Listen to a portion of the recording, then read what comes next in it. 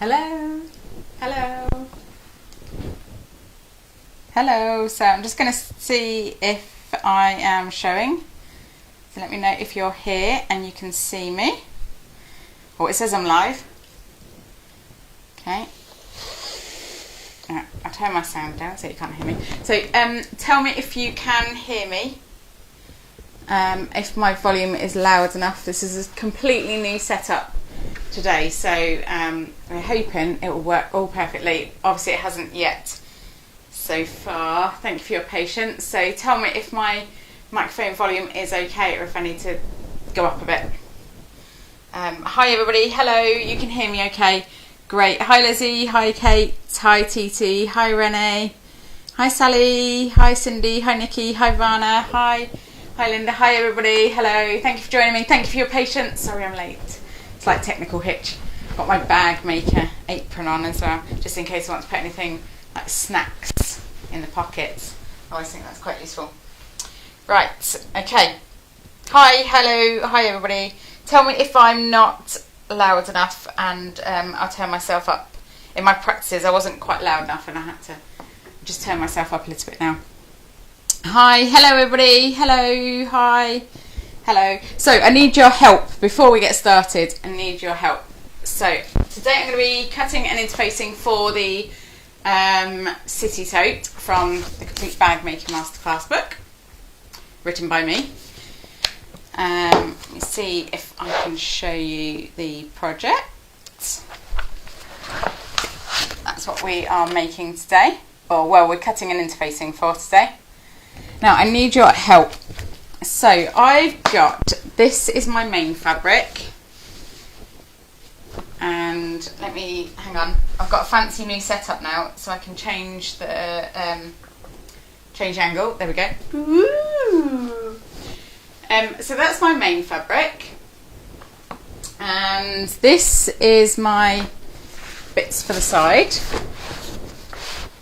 so I guess kind of like that, and then this is my lining. Now I should tell you that these two fabrics from Lewis and Irene, and they were gifted to me for free, partly so we could give some away. We gave away some bundles, but also to make some samples up for them at Stitches and to use for promotional purposes. So I haven't paid for these two, I did pay for this one. I've paid for my interfacing. I'm using So Fuse from Castine Handmade. That's Monica, one of our moderators, her business. Which I love this, by the way. And I'm also going to be using Vilene Styleville, which unfortunately I also paid for.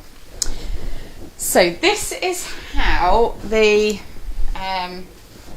change back. So this is how the bag will end up. So I'm hoping for this fairy clocks in the centre, and then this kind of grey brown on the sides. But I need to know what colour hardware to use because I'm awful at choosing hardware. So I've brought it all in. I might have given Dus a bit of a shot when he realised quite how much hardware I've got. And yeah, so I thought while I've got you all here, you could help me choose the colours, and then tomorrow when we're sewing, I'll know which colour to use. So these are my fabrics. Not so much the lining, really, but the exterior and the faux leather contrast. Now, I've only got certain amounts of bag feet, so we might be limited in the other colours by what feet I've got. So I've got silver, antique brass, and I've got copper, and I haven't got time to get more. So these are the three options that we've got. But we should also check that I've got strap anchors to match as well. Now this is where it gets serious. This is my strap anchors drawer. And this is why I love having a stash, because it means that you can, you can do these projects without having to order in, because you're, bound to be something in here. Right, so let's see. Edge connectors. So I'm looking for diamond ones. So I've got diamond and gold. I haven't got any feet in gold, so they're no good. Got nickel. Strap hook with D-ring. No. Gunmetal. I haven't got any gunmetal feet, so they're no good. Long johns. diamonds in antique brass or copper. So I've got all of those options in strap anchors and feet. And so now we need to check as well if I've got a zip to match for the interior zip divider. See why I need your help, because there's no way I'm choosing all this on my own. I can't narrow it down. So this is my lining, this blue. So I need to choose, so it'll be either antique brass, copper or nickel. That's what I've got. So silver, I could have a white or a grey, that would be okay. Gunmetal, I haven't got that. Antique brass, I've got a kind of beigey colour, I'm not sure about that. Got also navy, I think that's a bit heavy. Right, I think my antique brass is going to be out then maybe. Or the copper, got a white or a navy, or got a grey for that one, so it could be copper with the grey copper zip with the lining, and then copper feet and strap anchors with that one, or it could be the silver. Now the grey on the silver is slightly darker grey than the grey on the copper. So I'm going to leave this up to you. Whatever you choose, please help me decide. So we're either going for copper, nickel, silver nickel, or antique brass. And whatever you choose, that's what I'll do tomorrow. Okay, so I'll have a little bit of a tidy. Let me swap you back and then you can see the full scale of the disaster. It's called being prepared though, right? See, when you're a designer, you don't know where the pattern's going to take you, so you've got to be prepared. That's my excuse anyway. Right, so let me move these out of the way a minute. I'll barricade the door so that nobody can come in. And then we know we can get on in some peace and quiet for once. Okay. Right. Okay, so let's get on with cutting out. Let's see if everybody's okay, everybody's happy. Studio's looking good. Oh, thank you very much. You can hear me good. All good. All good. Everybody's good. Hi, everybody. Hi. I love to see you here. Well done, everybody. Yeah, back to my grey. That's true. The price of the interfacing, I can't remember. I paid full price for it, and I didn't think it was expensive, so can't remember. I didn't have any customs fees, actually, that I remember. So just double check on the website. I can't remember if she's doing pre-order at the moment or if she's still got some in stock, but I bought 10 yards, sorry, sold in yards. Okay, great. So some folks coming in. I haven't got gunmetal, unfortunately. I think gunmetal would look nice. I could do gold. Oh, I could do gold. Now hang on, that's another option. I've got gold here. Well, that might work.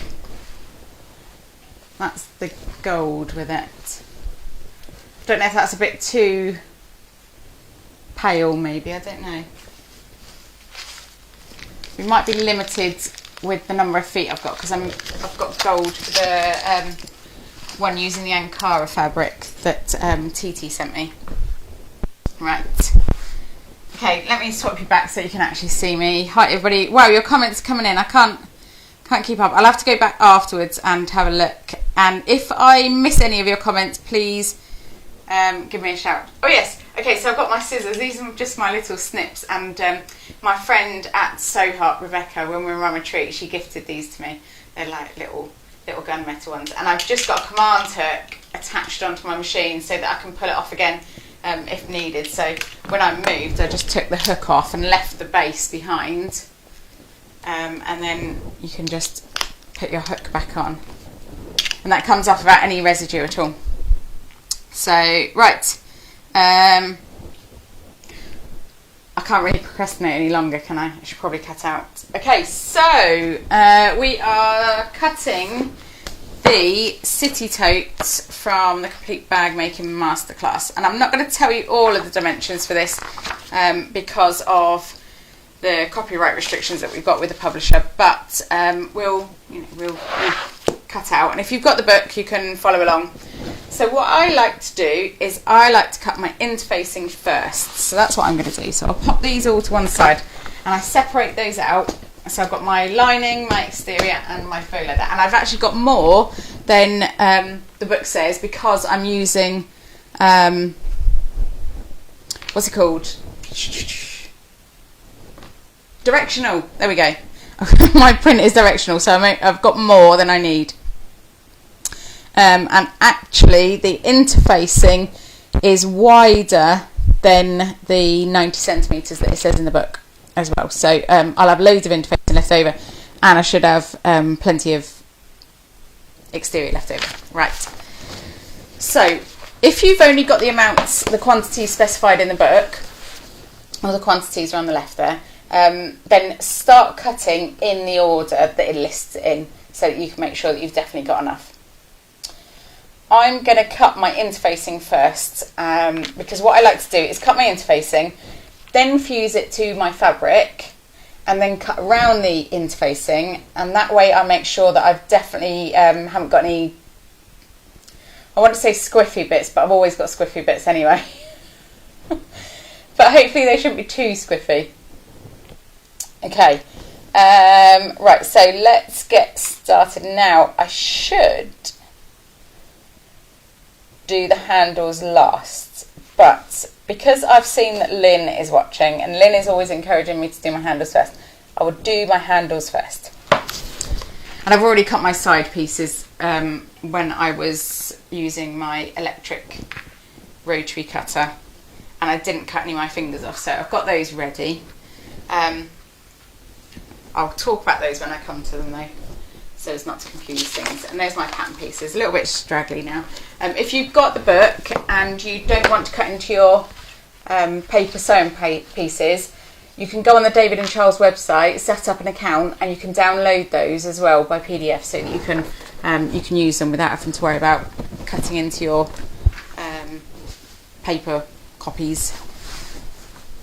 And also, if you're using a projector, you can use the PDFs to create some of those.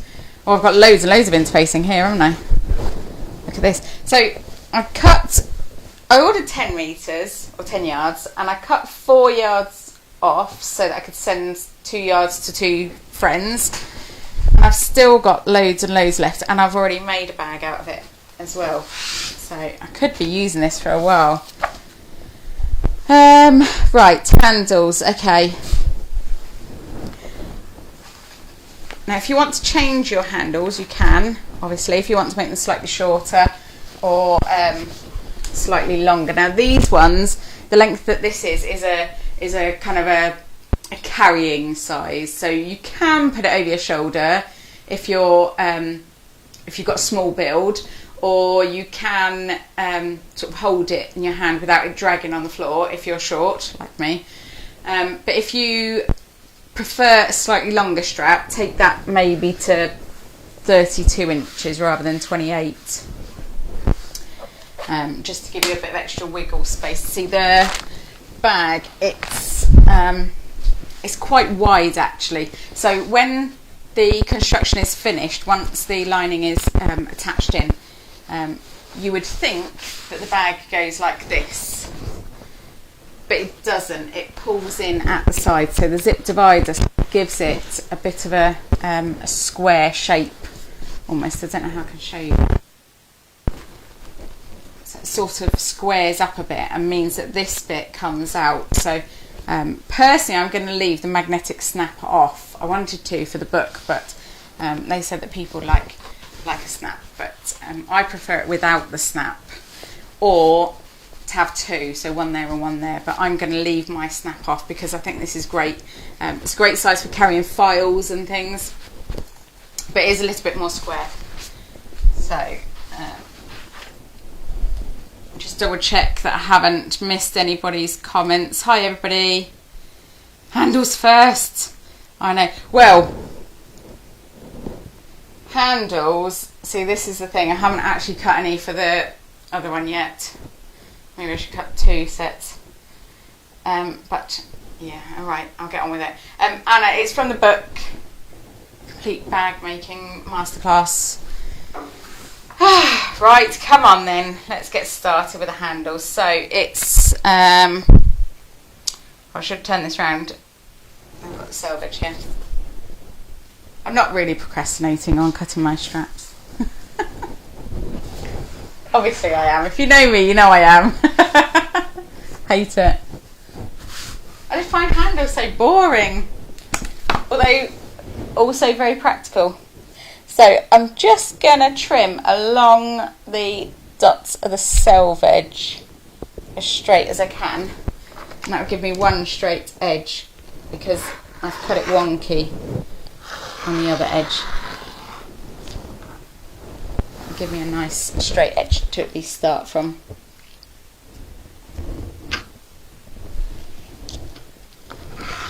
Oh, I forgot to say thank you for joining me. Hello everybody. Right, so there's my straight edge and I need to flip it over again now so it's nearer me. Can't seem to work away from me. Okay, make sure these edges are lined up again. Yeah. So I'm going to cut 2 in one go. So I've got double layer here. And they are 5 inches wide. So these are sized for the diamond strap anchor. So if you're using other hardware, you will want to change that. So if you're using long johns, you want to change that to a 4-inch. No. Possibly even smaller than that. I'll have to ask my friend Janelle. She'll know. Okay, so this one is longer than my ruler, so I'm going to do to the end of my ruler and then get my handy dandy pencil, mark, and then I can just add on the extra few inches. Take me to the end.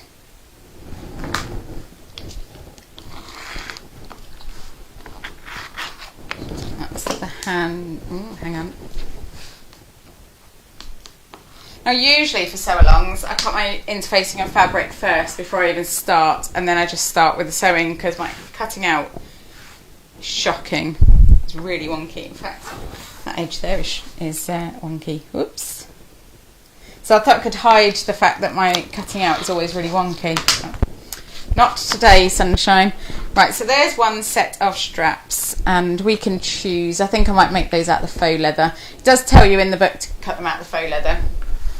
But if you've got particularly nice fabric, like with my my other one, the Ankara wax fabric, which was gifted to me by Patcha Mix Crafts, because she's a very lovely lady, I might choose to do that on the handles. So while I'm here, I might as well cut the interfacing for those handles as well. And then they can sit in a corner for a few months until we have to go to a trade show or something and take them with us. And Lynn says, did you ever finish making those handles, by the way? And we all know the answer to that. Of course I didn't. Right, so those are for that bag. Right, okay, so handles done. So let's start again at the top now. So I need 4 pieces for pattern piece A, and that is this main pattern piece. And there are some placement marks on here, which we'll come to once we've cut out. So have I got enough left on here? So I could do it on a fold, and that would be nice and easy. This is not the most efficient way of using your interfacing, by the way. I should just say this. You can either be efficient or lazy, and you can choose which option I have chosen. So on the fold line, which is already there from shipping, just fold that over. So that will be 2. So I'm going to cut 4 all in one go. I wonder if I change the camera angle, this might be a bit clearer for you. Let me sort the massive length of interfacing out. I probably should have trimmed it down to size, but you know, you always think, oh, that'll be okay. That won't matter. So 3 layers and 4 layers.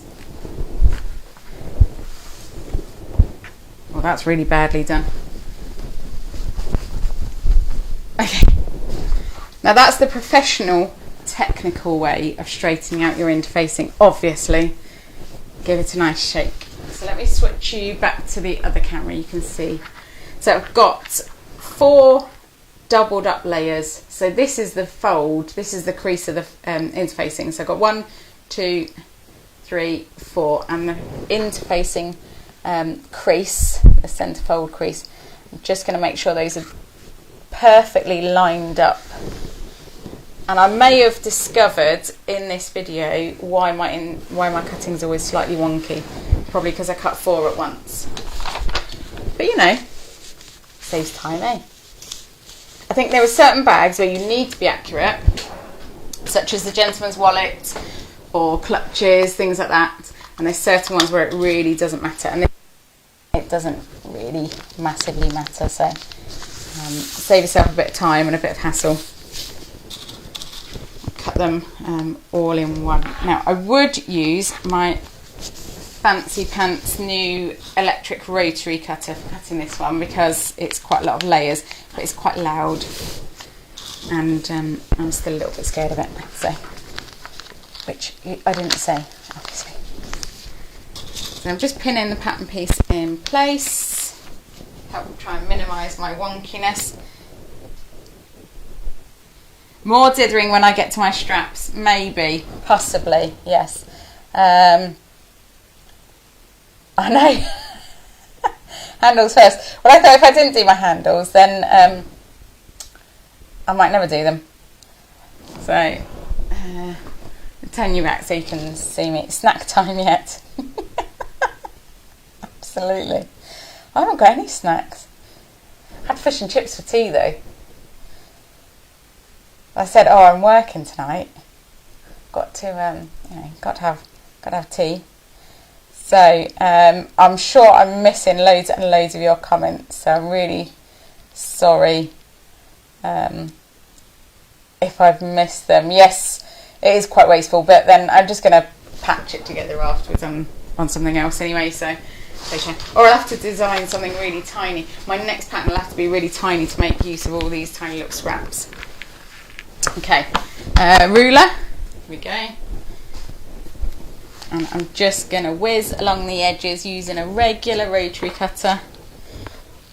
So I've got 2 more days, so I don't want to cut my fingers off today. Oh, that's not coping very well with that. Probably should have got the rotary, the electric one out. Okay. Maybe I'll use my scissors. Ah, back to the old-fashioned scissors, eh? Okay, so cut from this end. Well, this is quite a lot to cut through actually. 8 layers. You probably want to do 4 layers and 4 layers, or get an electric rotary cutter. And some cut gloves so you don't cut your fingers off.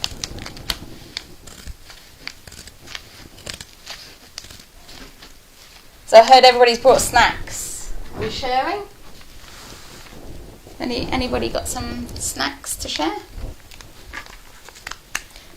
So I read that my microphone is crackling. If it is, will you tell me? Because it might be that I need to turn myself down slightly. Apparently that's a thing. Certain somebody who might have been a sound engineer in a past life told me that. He might also be bathing my child at the moment, so I can't really go and ask him. Okay. Oh, and you'd all have to wait while I went and asked him, wouldn't you? So. Oh, Lizzie's linked to the video of my electric rotary cutter. It was kind of slightly perilous, but not too bad. I survived. Right, so I've got 4 of these now. And so I'm going to put 2 aside for the lining and 2 for the exterior. Although actually I'll do the lining ones first. And before you go any further, put a little mark in the centre of the bottom and the top using a chalk marker or something, not something that comes off when you iron it, because otherwise it will come off when you iron it and then you won't see it anymore. So usually I forget to do that, and I made myself a mental note, don't forget to mark your centres in your spacing, because otherwise tomorrow I'll say, now you can line it up your centre mark. Oh, I forgot to line it up. So, oh, can you still see me? Has my camera gone to sleep? I'll change over to the other one, just in case you can't see me anymore. Okay. Seems like that one might have gone to sleep. The fun of technical issues, eh? So there we go. So I've marked the centre on, I'm on the exterior ones now. So I've put my lining ones on my lining fabric, piled it on my lining fabric so I know which are which. So I've marked the centres, and now using my pattern piece I'm also going to mark where, no I'm not. I'm going to leave that till afterwards because we're going to apply foam to this, so there's no point in adding those marks. So this pattern piece A is finished with. Okay. I wonder why that disappeared. Probably something silly, like I have to go and like flick the on switch again on that one. Okay, alright, so I'll put that on that pile. It's nice having these fancy cameras that go to sleep, isn't it? Let's see if I can wake it up from the computer. Possibly not. Digital camera, no. Who knows? Okay, so we'll just stick with this camera for the minute, and you can imagine my pretty face. Right, so A, we've done. B, okay, now this is where it could get confusing, so I'll talk you through this one. So this is the pattern piece for B, and this is the ends. So on the exterior, you're going to cut it on the fold. So you fold it back along that dotted line, and then use that edge as the fold edge. Okay, that's for the exterior fabric. For the lining fabrics, you're going to cut, so once that's folded and you cut on the fold, you're going to cut 2 of those. For the exterior fabrics, you're going to have that unfolded, and you're going to cut 4 not on the fold. So I'll show you, and you want to make sure that these are mirrored with the lining ones. So the exterior fabrics, I've got 2 like that were cut on the dotted line. Okay, so on the exterior of the bag, that's going to look like one piece, and I'll show you. Okay, so on the exterior, that's one piece there. Now on the lining, you want it in 2 pieces because you're inserting this zipped divider. Okay, so that end panel is in 2 pieces. So for the, so those are the exterior, so I can put that on my faux leather pile. And for the lining, these are the ones that you want to have mirrored. So I've got that one, and that's glue side up. And that will form one end once they're sewn together with the divider in the middle. And I'll talk you through how to do the divider tomorrow. I have shown it before on a Jangles anchor bag, and it's also in the crisscross shoulder bag, but it's in this one as well. So that's one pair, and I've got another pair. Okay, so I've got 2 pairs of the lining end panels, those mirrored. So that can go on my lining pile. Let's just check for any messages. You can all see. Well, Ivana, the thing is, it's the cameras are just being. Cameras think that confused because they're streaming through rather than taking video because we're live. So I think it's just a case that they just keep falling asleep, which is helpful. Right, okay, so we've done B, and on this I wrote my dimensions for the squares as well. So zipped divider, we need to cut 4 pieces.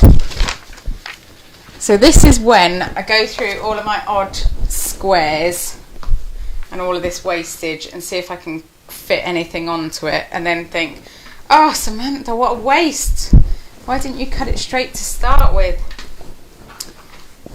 Or cut it more efficiently. You know, laziness won the day there. Right, so zipped divider, we need 4 pieces, and all of the dimensions for this are in the book. You can pop on, have a look. It is page 111 for the cut list for the City Tote. So I think we'll do it this way, and I'll line up along the bottom there. I'm going to use my pencil again just to mark where we need to be going to. So to there. And as I said, we're not able to give you the dimensions on this video, unfortunately, but they're all there in the book for you to get hold of. So, I should have layered this up and done 4 at once. Only doing 2. And you should never cut towards you. So you should always cut away from yourself. So see, pretend you're mirrored on the camera there, even though it's a mirrorless camera, and we can pretend I did it the right way.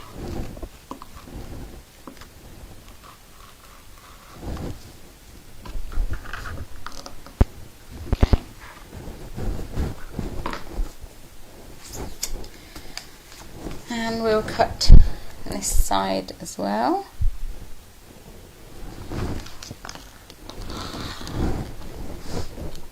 I was hoping that for this you could be on the zoomed out camera and then you wouldn't see my shocking cutting. We're all friends here though, so we won't mention it. If you're zip divider, what you could do is you could cut 2 from your exterior fabric and 2 from your lining fabric, and then you'll have a nice contrast inside your bag. Which I could do, actually.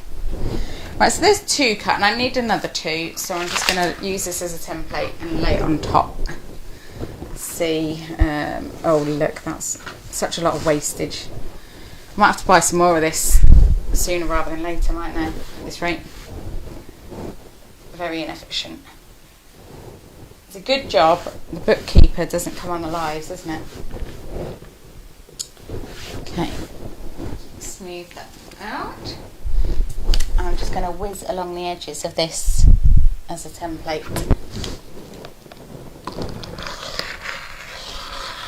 And I say whiz, but I'm still a bit scared of rotary cutter, even a manual one, so I can't whiz too fast. Okay. Turn it over. Whiz along this edge. Now I think once I've cut this, if you're happy to talk amongst yourselves for a minute, I might just nip over to the camera and turn it off and then on again. And so I've cut 4 zipped divider pieces, so I'm going to put 2 in the lining and 2 in the exterior. And I'll just get out from my ironing board. The studio is a lot smaller than the last one, so I'll sort of barricade myself in. Now I'll nip over to the camera and see if I can flick it back on again.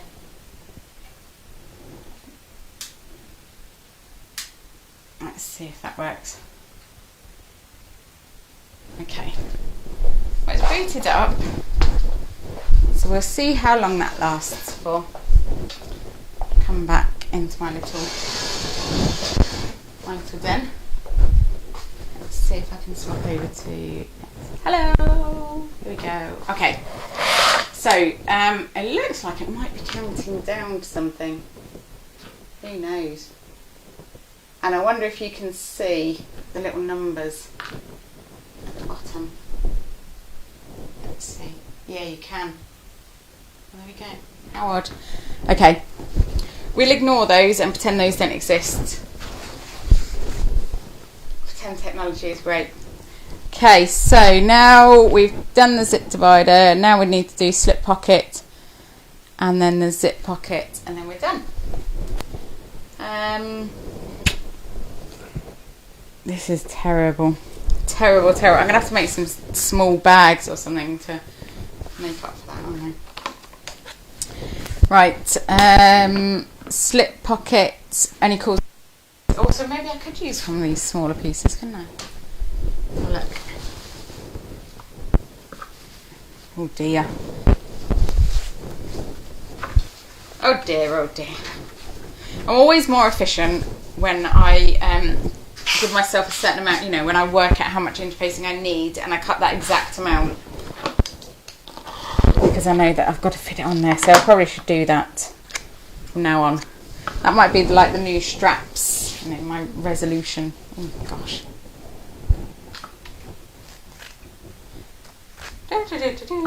Talk about yourselves. Okay, good. Look at my lovely, big piece of interfacing that hasn't been wasted. Nothing wasted. It's all just looking fine. Okay, good. So, and I forgot to say, if you want the captions, I did turn on the option. So, in theory, you should be able to turn on the captions if you need those. They're not particularly great. They're auto-generated, but if you need them, then they're better than nothing, aren't they? For the minute, until we can add our own to them. So this is supposed to be width by height, isn't it? Yes, of course. Just a little marking. Although I don't know that edge is straight. Look, I'm assuming that edge is straight. I should probably check it is first. Oh, it is straight. I must have trimmed it already.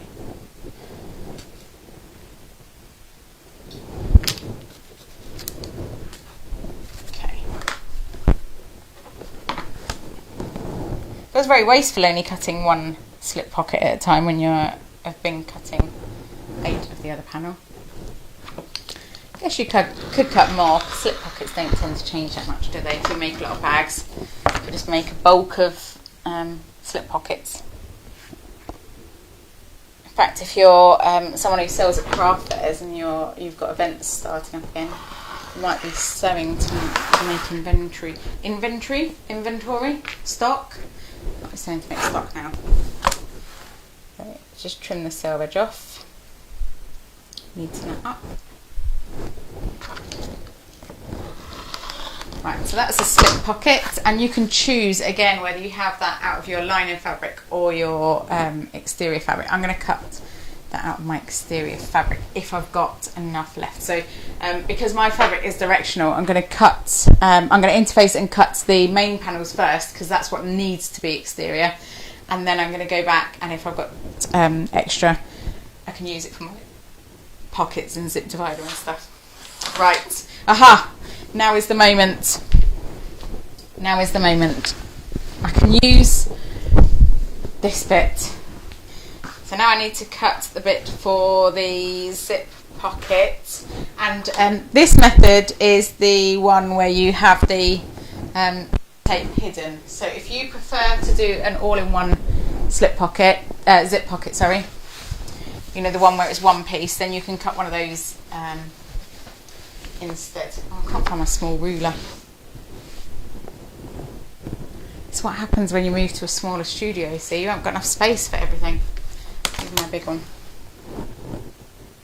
Okay. So for this zip pocket, you're going to be cutting a... Oh, there it is.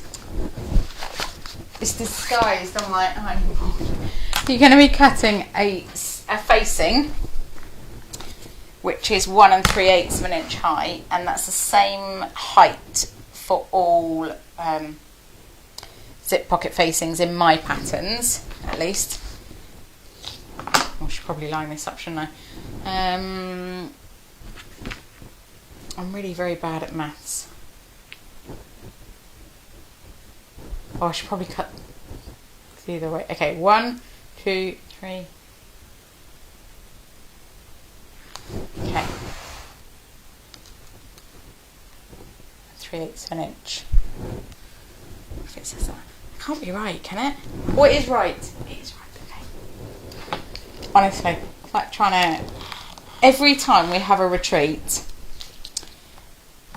I count and I count and I count and I add up, and every meal time I end up with a different number of people than we're meant to have. So I think the hotel have stopped relying on me for numbers now. Right, so this is the facing, and that's just a very, very thin strip, and that's going to be out of your lining fabric because you don't want that to be seen.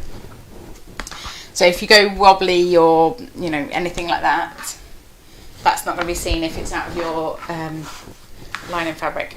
So now we need a zip pocket bottom, and that is the same width, but the height is only 6 inches on this one. And the method for this is in the book, so you can add this to any pattern that you like. You can change it from a basic zip pocket to a one with a hidden zip tape. So if you could all put loads of comments on ready for me to, like, when I need to do the straps and I can get distracted, put those off a bit longer. So that's the bottom, so that needs to be out of my lining fabric. Now, if when you open your zip pocket you want to see a nice little pop of your exterior fabric as a little feature, do the zip pocket top out of your exterior fabric. That means that when you open it up, you'll be able to see that nice fabric. Right. Back to my big piece again. So again, it's the same width, but it's a different height this time. So the height is an inch higher. That's the point. An inch higher than the previous piece we cut. So the zip pocket top is always an inch higher than the zip pocket bottom.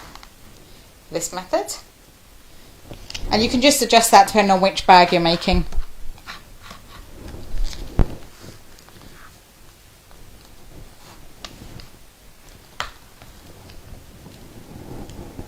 Bought some cheap rotary blades last time, can you tell? They say buy cheap, do the work twice, don't they? Right, so I think we've cut everything from the interfacing. So I'll fold this up and then I'll discover that I've missed something. Okay. I'll just trim this down to size. Use the grid lines on my mat for this.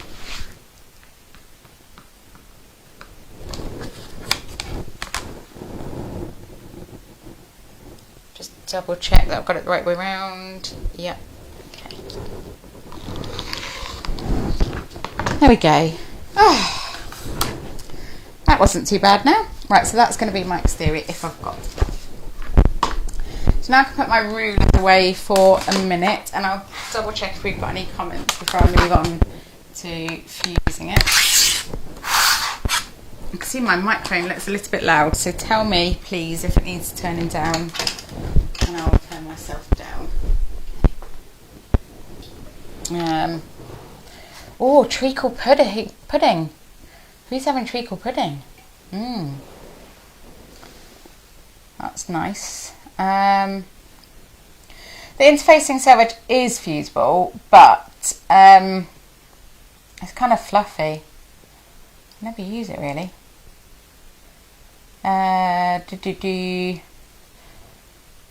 Okay, I'm going to have to go through and check all of your comments so that I don't miss any afterwards. If I do miss some, feel free to tag me or tag the page Sewing Patterns by Mistake. Lizzie's on today, helping everybody. Acrylic templates for the patterns on the book. I don't know. I believe that the makers of the acrylic templates would need permission from David and Charles. So I haven't got a problem with it, but I think they would need permission from them. How big is my small ruler? So I've got a 6.5 by 12 inch, and I've got a 6 inch by 24 inch. My large one, my 6 by 24 inch, is an easy read one because I get slightly confused with my dyslexia reading the numbers. So the small one has got the 1/8 of an inch marks on it, so I can do the 3/8, and the large one hasn't. It's only got the 1/4 and the 1/2 inch. Right, okay, interfacing woven. Yes, it is. It's the So Fuse from Monica, and I know Lizzie's got a link for you for that. It's new on the market, and Monica works for us, and so we thought, oh, we'll give it a go. We'll try it and see how we like it, and actually we love it. Right, so I will placement marks on for that one at the end, and I've put my pattern piece for the other one somewhere. Oh, there it is. Put it too far away. Oh, okay.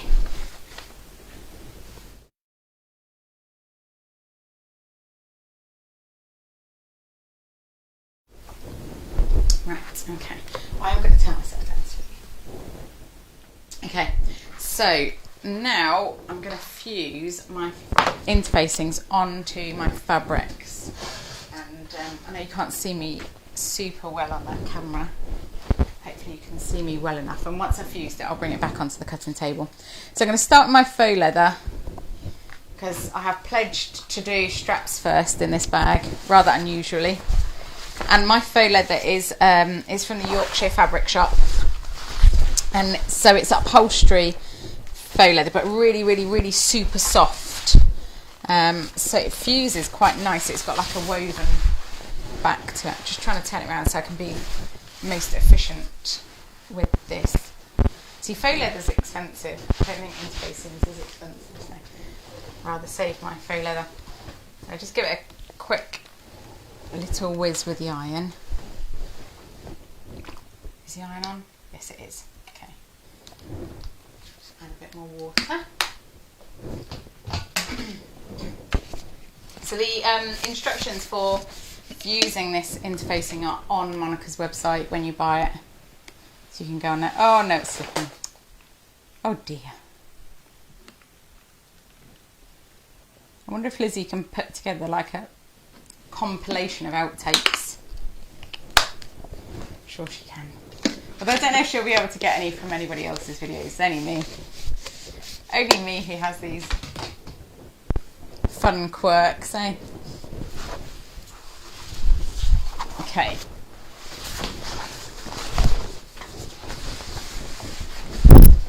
Stick it back on again. Pretend that never happened. On with the show. So just giving it a really quick light. Oh, I caught my plant there with the iron. It's not real. Pretend it's real. See, behind this plant is a really ugly door of orangey pine, and we haven't got to the point of painting it yet because it hadn't shrunk down. So we had this wall behind me was completely hacked off and and had damp-proof course injected, and then tanking, and then replastered. So the door, obviously being natural wood, expanded because of the moisture in the room, and it's only just sort of shrunk back down to normal size now. Don't go anywhere. Hang on, I'm going to have to pin this to my iron board. Stick a couple of pins in. And I'm literally just spiking these through the faux leather into, or in through the holes in the ironing board. Just hold it in place. There we go.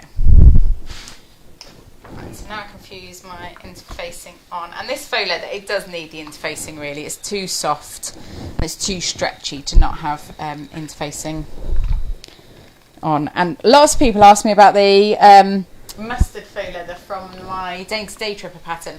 That also came from the Yorkshire fabric shop. It's the same faux leather. I think it's called Soft. They do sell on Etsy, but they've also got their own website, and it's cheaper on Etsy than it is on their website for some reason. It's not very expensive, but it's quite nice to use, quite nice to work with, this soft faux leather.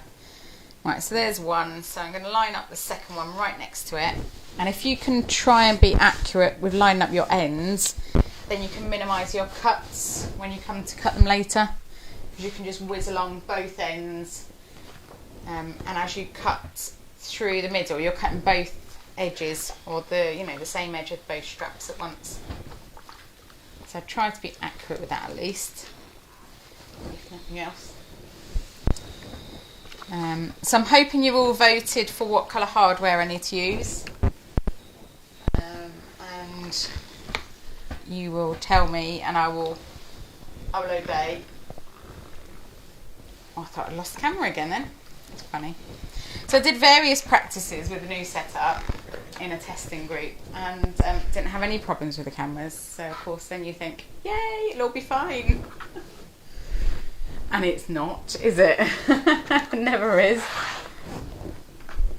Right, so that's my handles done, and I'll do my,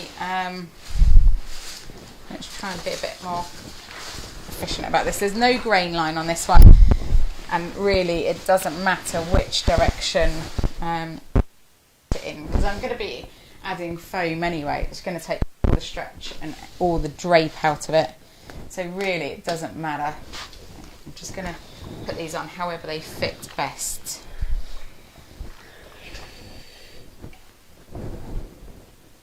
Right. So making sure my fusible side is down, obviously. Now if you're using fabric, you'll want to make sure that the interfacing follows your grain or your print, if you've got a print on their directional fabric. But with faux leather it doesn't really matter. We don't mention wrinkles with friends. We don't point out our friends' wrinkles, because we're all like it. None of us have got wrinkles in real life anyway, so we can all just ignore my wrinkle in my faux leather. Now that felt very efficient until I moved it along. Now I'm not so sure it is. So these ends are actually quite large. So make sure that you, if you're doing these out of fabric, make sure that you place those first so that you've definitely got enough fabric for those. It doesn't really matter what's inside a pocket, does it really? Or you can have a contrast for pockets and zip dividers and things, but if you've chosen particular fabrics for your exterior, you want to make sure that you've got enough for that, don't you? Right. Okay, that's my faux leather done, so we'll cut that out.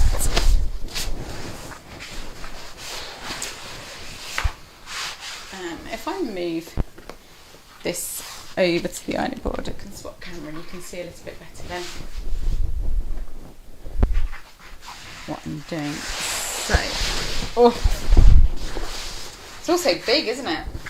Here's my wrinkle that we're not mentioning. Friends don't mention each other's wrinkles. Just whiz along there.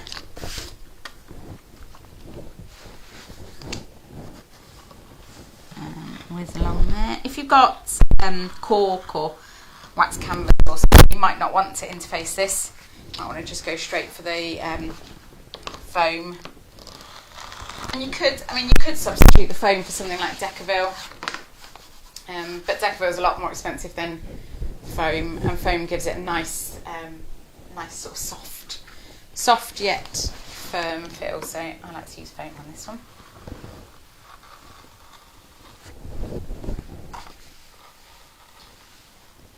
Just cut around.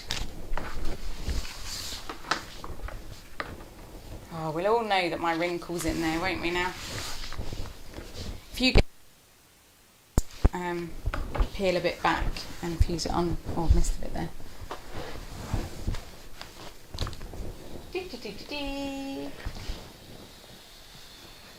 didn't see that. There we go.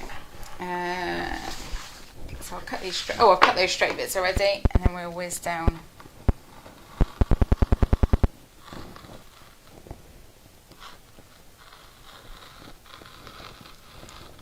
You can't see, but I've got my concentrating face on right now.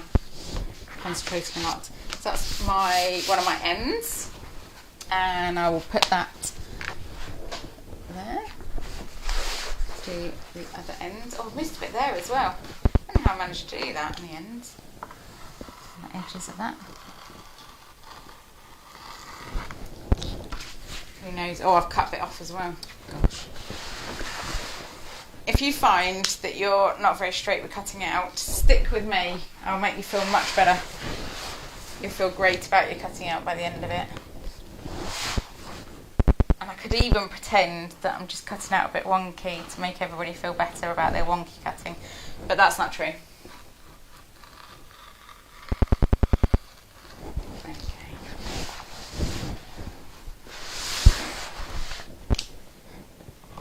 At least I'm being slightly more accurate if I have infused it first. Can you imagine trying to fuse together two wonky pieces? Gosh, a nightmare, wouldn't it?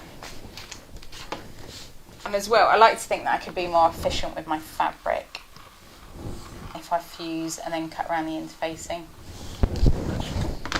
Okay, so there's the other one. I should just fuse on this edge where I missed it. Missed a bit.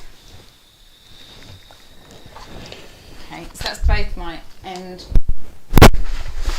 Do my straps. I'll have to do these first tomorrow as well now, won't I? When I'm sorry. Oh no, it's lining first.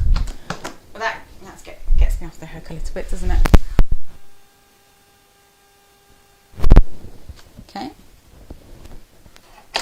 We've just got a few gremlins stuck in the cameras today, maybe. Right. So I need my ruler. And we'll cut these straps. So I've the ends as best I can, so I can just cut the ends of both in one go. Time is money. Well, I don't know if it is. But, I'm going to cut along this one edge.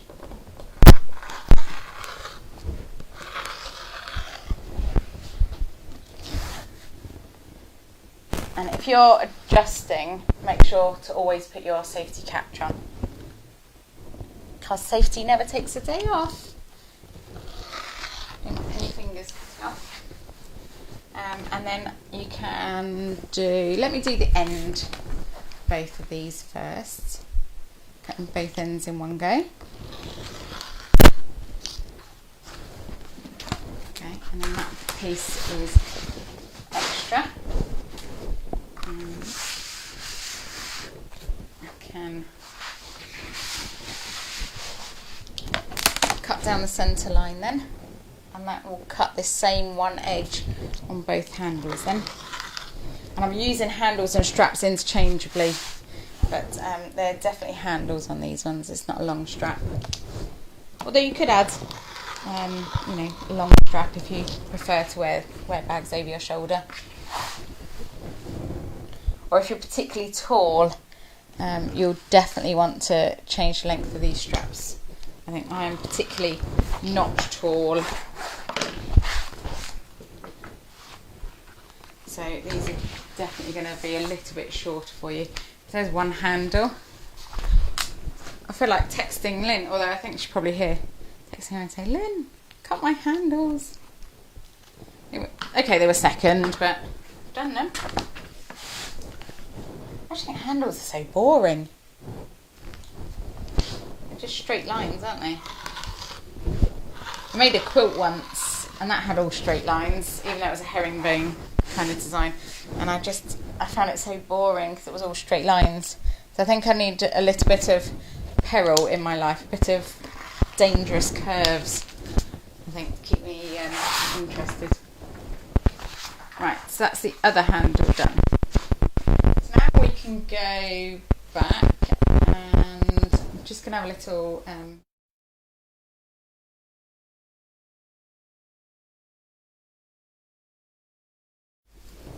quite like that I can turn my microphone off and you don't have to hear me. It is water, obviously, because I'm teaching. Very virtuous. Right, what have we got here? This is the lining. So for this one, I'm gonna make sure that I fused on my main panels first, and then whatever's left can do. Although that was the exterior, wasn't it? So maybe I'll do the exterior first, and then whatever I haven't managed to cut out, I can cut from lining. Let's check if any queries. Oh, Lynn, I would love it if you made my handles for me. That would be brilliant. Yes, if you use Decaville, do keep it out of the seam allowance for every pattern that you can. And in fact, just double check that your machine can handle that, okay? If your machine hates foam, although you might find that your machine only hates one certain type of foam. So if you've been using Bosal, try something like Styleville or Bayani Soft and Stable, because it's got a knitted interlock finish rather than a felted finish. Sometimes your machines can handle that a bit easier. Oh, Claret, I'm glad. Thank you. Oh, well, I've really enjoyed the Bonanza as well. I think Lizzie's done a great job. She's arranged loads and loads of giveaways and tutorials and things. Love that. My rotary cutter is so. Now I have sore joints in my hands, and I found that the rotary cutters that you have to squeeze to use, the soft squeezy ones that are specially designed for people with joint problems, Fiskars do them and Olfa do them. I found that they really hurt my hands, so I've gone to a basic stick rotary cutter, and I've got an Olfa one, and I've found that has helped my hands a lot more, which is funny because the other ones are designed for people with problems in your hands and things, your joints, but this one is actually easier. And for the blades, I actually buy my replacement blades from Barn Yarns, and they do titanium coated blades which last really well, and they're gold. I haven't got a gold one in at the moment, obviously I've got a cheap one in at the moment, but I'm noticing the difference by not having the titanium ones at the moment. Oh, Nova, I know. I think we should probably try packed together, that we'll do our straps first. So my mat is brand new actually, because I thought it might be my mat, but it's not. I think it's just that I've got a cheap blade, and I can say fairly certainly that I think it's my blade. So this mat, actually I did have the exact same mat before, but it got warped in the move. I think they left it in the warehouse and it was in the sun or something, so I bought the exact same mat because I knew it was a good mat. So Alison, you'll know whether the faux leather needs interfacing if it stretches. So if you can, I've chucked it on the floor. Oh no, I've got a sample here, a scrap. So if you can stretch it, you can see that's got quite a lot of stretch in it on the diagonal, or on the bias, it's a technical term. Then you'll want to interface it. Hasn't got much that way. It has got some that way, but on the bias it has got quite a lot. So if you're carrying your bag and your strap or your handles stretch, that's not going to be great, is it? So I would interface that. I also sometimes interface it if, not necessarily it hasn't got a stretch to it, but it's not very thick. Oh, have I stopped? Let me check. Let me just double check if I'm still on. Am I still on? I'm not still on.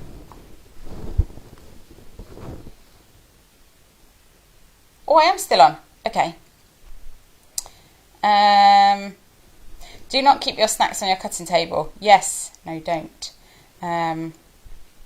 Okay, so Yeah, tell me if I'm still on. I'm still on. If your faux leather is nice and thick, I have got some other faux leathers here that I don't interface. I can't actually put my hand on one at the moment. Cork, I probably wouldn't interface because there's no stretch to that, and that's kind of interfaced already by itself. Oh, we talk about eating. Okay. I'm still here. Good. Okay, so let's do the interfacing for the exterior. And I've got this.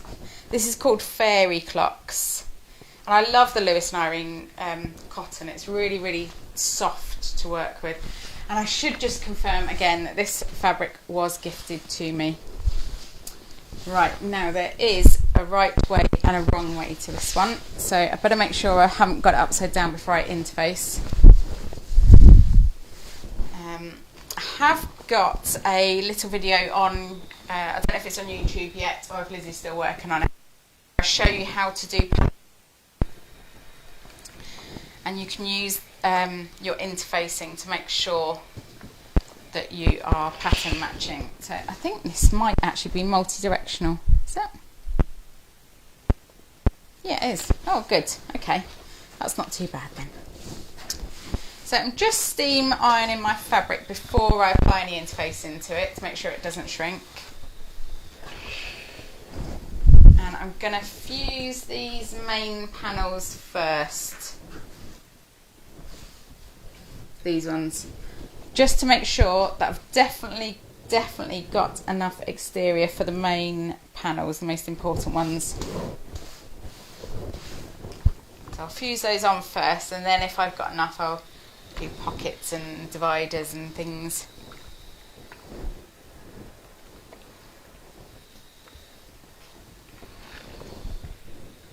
I wonder why that says on the screen stop. This is probably going to have to be one of those things that I ask technical help. See, in one window it says on air, and in one window it says stop. But who knows what stop means? Because I thought that red. So okay, so one of my cameras is red and one of them is green at any time, and I thought, you know, maybe naively, that green meant that was the one that was on air. But it's not. Apparently red is the one that's on air, whereas I thought green means go, red means stop. So who knows. Right, I'm going to be very daring and use the centre crease because it seems to be coming out okay with my steam pressing. I don't often like to use the bit on the centre crease because you can't always get it out, can you, if it's been stored for a long time. But this is their new range, I think. Right, so I'll fuse these on, and I will end up with little triangle shapes in between the pattern pieces. So maybe if I was feeling like I could make some bunting to match my bag. Be nice to have the time, wouldn't it? I think in reality we keep these things and we think when I've got time I will, or one day I'll get around to. Okay, so I've still got plenty of fabric left, so I'll start cutting out my pockets from this and see how far I get. Don't mind if I use all of this fabric for this bag, I think it'll look pretty. So we've got a zip pocket back, a slip pocket and 2 zipped dividers. So I'll put the slip pocket in because I definitely want that. Just make sure that when you place this, if your fabric's directional, that you place it the right way round. So this one is taller, higher than it is wide. So just make sure you take that into account if you place it on your fabric. We used to have a camera, one pointing at me and one at the ironing board, and then I realised that you couldn't see very well what I was sewing, so we put the other camera pointing directly at my sewing machine. So hopefully during the sew along tomorrow and Friday, that will prove to be a good decision. We'll see. We can always move them. Now I think I'm going to fuse on my zipped dividers, because I think I would quite like to have those in the contrast fabric.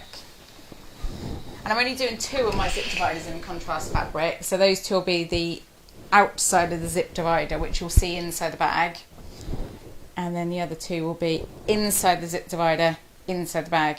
So I'll show you what I mean tomorrow when we come to sew it, but you might want to wait and choose what you're going to cut out and interface and which fabrics you're going to do until after you've seen, or you could just trust me and do what I've done. How wrong could it go?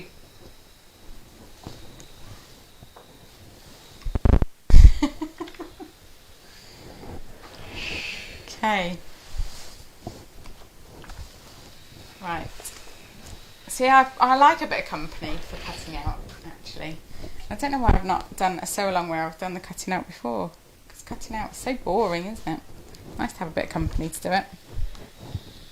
In fact, it'd be nicer if you could just leave little piles of fabric all over your desk, and then the next day when you came down to start on it, you had the elves had cut it all out for you and done the boring bits, like handles, straps. There must be other people in the world who like doing their handles and straps first. Just not me. So actually I've got loads of fabric left, so that's good. Make something else out of this afterwards. Have a matching set. And this bag is called the City Tote because it needed a name. I guess really I should have called it the File Tote, because that's how I envision it being used, to carry folders and files and things. Perfect size for that. And I think if you're travelling in the city, you wouldn't want to put anything too precious in it. Well, you could in the zip divider, but you'd want something like the Trio pocketbook, where you've got a flap and a zip, something a little bit more secure. Right. So that's the exterior fuse, so we'll cut that. And then we'll come back for the lining afterwards. So are you happy on that angle, or do you want me to turn you around? Again, let me know. I have to make clothes. Oh, tiny elf clothes. Oh, you love doing handles. Sally, I think you could be my new handle and strap queen. And then I could pretend to Lynn that I've sewn them myself. Karen, I'm using Sew Fuse, which is from Christine Handcrafted. It's a new product on the market. Monica's one of our staff members here at SJ Hussey Limited. She works on the swoon side of things, and also does some Mrs H things as well. Try it, give it a go. Thicker, or it maybe not thick, slightly more heavy than the Vilene woven interfacing that I'm used to, although I usually use non-woven actually, but it's a nice finish to it. I really like it, and I paid for it myself, so I'm not even being paid to say that. Okay. Oh, that's so pretty. Oh, that's so pretty. I do like Lewis and Irene fabrics because they're quite pretty, aren't they?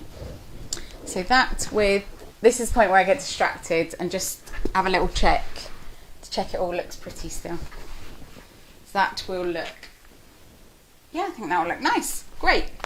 Phew. Safe to continue. So after we've done with our interfacing tomorrow, then we'll just whiz up the lining, quick as a flash, and time for pudding afterwards, or dessert if you're not in the UK. We call all desserts pudding. But we also call rice pudding pudding and sponge pudding pudding. But basically anything sweet at the end of a meal is also pudding, just to be confusing. This is all straight edges, so I'll just use my rotary cutter, whizzed along.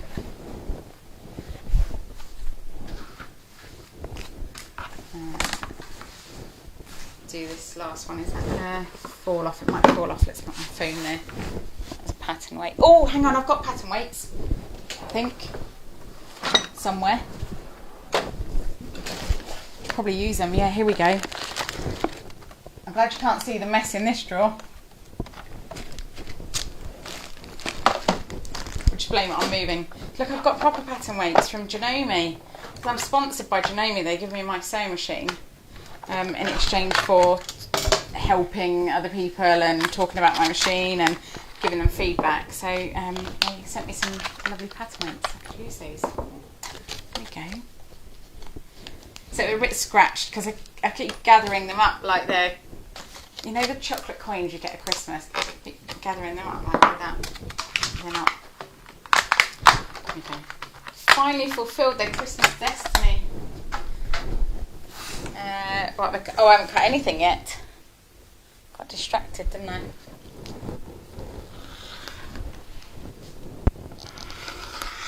And what I usually do is keep the a little bit of the selvage so that we can put on the website which fabrics we used for the sample bags or cover bags. I don't know whether this one's going to go on the website, so I'll probably throw it away and then someone will say, have you got the name of that fabric? So maybe I'll pretend to throw it away, but really I'll add it to my drawer of doom. It's like my Monica's covered that patterns. Not Monica who does the sew fuse, you know, Monica from Friends, where she's got one really messy cupboard. I'm digging myself in a hole there. Okay. Let's see. I love that fabric as well. It's really pretty, isn't it? Oh, that's a good idea. Yeah, that would be a really good school bag. A contest where you nominate a name for my next bag. But the thing is, Monique, I don't even know what my next bag's going to look like. So you might have to nominate a name and then I just design to that name. That could be quite fun, couldn't it? So, yeah. I've just put my phone on my sewing machine. A quick note, if you've got a computerised sewing machine, don't do that. It can mess up with the electrics inside. Mine's mechanical. Think of a name then. So it doesn't matter if I put my phone on top. Did everybody watch the video that Lizzie put up yesterday? Celebrating 10 years. My goodness. I thought, oh, I'll just watch this and see what it is. Oh, that's nice, that's nice, that's nice. By the end of it, oh, I was a wreck. And sometimes we say in our business, well, I think Nova said it first and I kind of copied her. My eyeballs are sweating. I was crying so much by the end of it. I was like, oh, it's so sweet. Oh. I kind of held it together through most of them. And then Sarah Lawson came on and I was like, oh, Sarah. And then my friend Cindy came on, oh, Cindy. And then Janelle came on, that was it. I was gone. Completely gone. Undone. So if you haven't watched it, that's well worth a view. And you probably won't cry because you're not me. You know, I do understand that wasn't normal, but it just felt really special. Felt like a this is your life, almost like I'm sort of retiring or dying or something, but I have no plans to do either, so I'll have to get started on the next 10-year celebration, won't we? I should just clarify, I'm not planning on retiring or dying. I'm only 38. Okay. So, on to my zips dividers, and these are just rectangles, so I could just whiz around the interfacing. I've lined them up again, so I can do 2 in 1 cut. I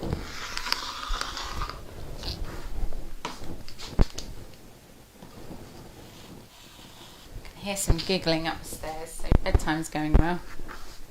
Apologies if you can hear that giggling.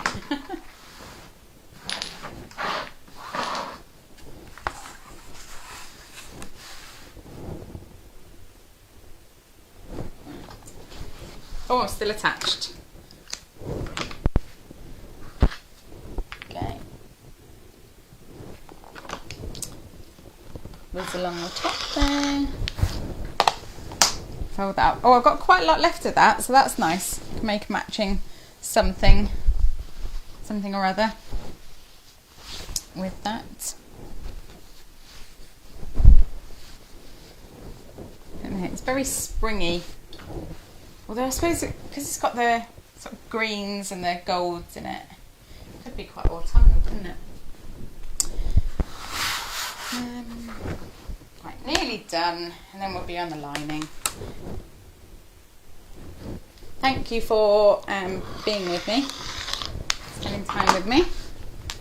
I appreciate it. And if anybody has made the City Tote already out of the book, I would love to see your version of it. I haven't seen many around yet.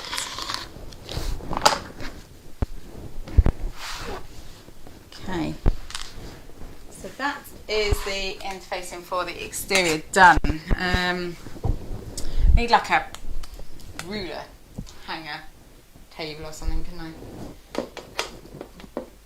Pop it up there. Right, remember it's down there for when I ask you later where it's gone. Right, lining. So this is also from Lewis and Irene and was also gifted for promotional purposes.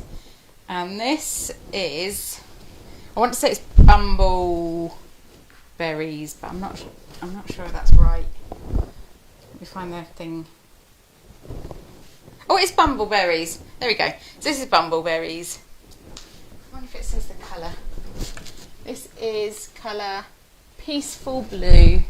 Oh, I like that. I do like Lewis and Irene ones. They're very calming, very peaceful. Very unlike my usual day-to-day life, which is not very peaceful and calming. So again, I'm going to press it, steam press it, just to make sure it's pre-shrunk if it's going to. And then I'm going to fuse my main panels on first again, because they're the most important ones. Everything else. Plenty of this fabric. Cut a little bit extra just to be sure. A couple of weights on so it doesn't shift. And I'll fuse my main panel first. And this is multi-directional fabric. And really, I'm very, very bad at this. And if you're a dressmaker, you will think this is shocking. But multi-directional prints like this, I do tend to cut willy-nilly. However I like, because I think you don't need the drape because it's not a dress, and you don't need the flow, and it's going to be interfaced and stabilised, and so it doesn't really matter. So if it's a multi-directional print, I do tend to just cut it any direction because I'm a rule breaker. So on this one, instead of having them both facing the same way, I'll fuse it and then I'll show you, but I'm going to put one facing the right way and the other one I'm going to do upside down. Oh no, I can't because I've got a little slit there. Oh, I was nearly a rebel. Just do it the other way. I forgot that I cut a little mark in it accidentally. I misread the ruler. I'll do it on top of it instead. If you've got multi-directional fabric though and you haven't got a little slit in it, you could just do one panel like that and one panel like that next to it and you'll survive, it'll be fine. Maybe I will do this upside down and then I've got a bigger gap underneath.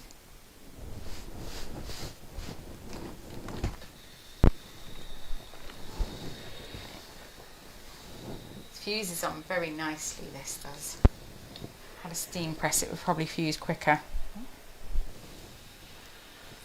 Barely got room for my ruler in this room, let alone a steam press.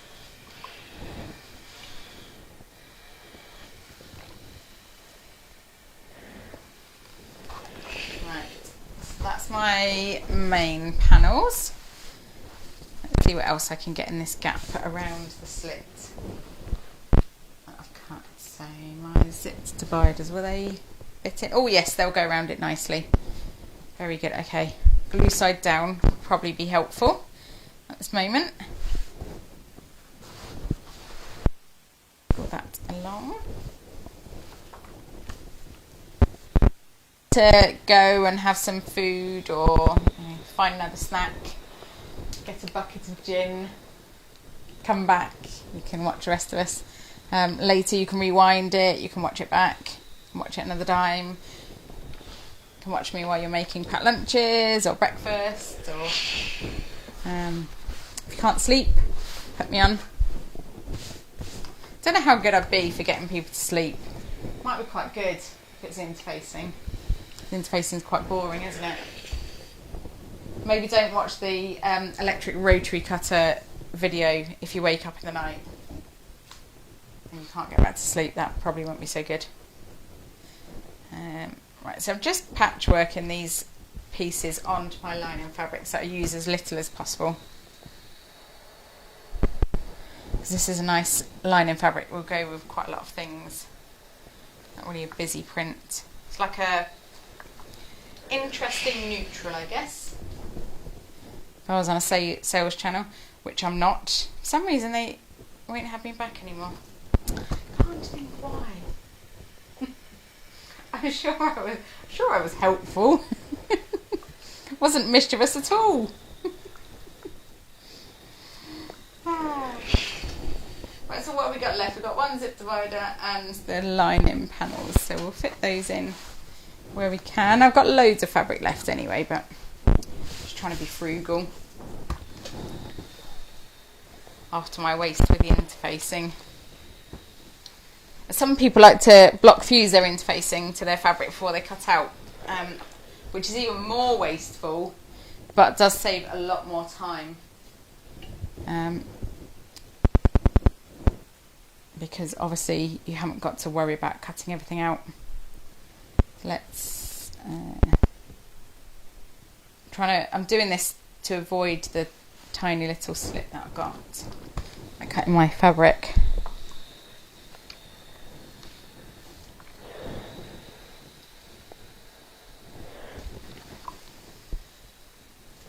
You can line yours up how you like. You can line it up on the grain if you like. All of the pattern pieces for all of my patterns, I've got the writing horizontal to the grain line, so you don't have to worry about grain line. You can just make sure that the writing is facing the right way and your fabric will be facing the right way.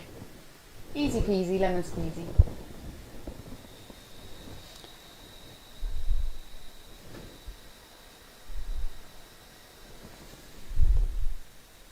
I've got another plant the other side of the ironing board. I'm wondering whether it is enjoying the steam or if it's cooking slightly. Probably enjoying the steam, isn't it? Like a nice tropical environment.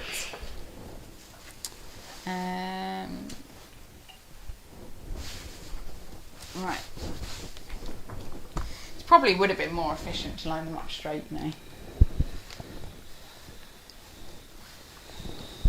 I feel like I've been very inventive and very creative by lining them up in a slightly wonky way. So we'll just go with that.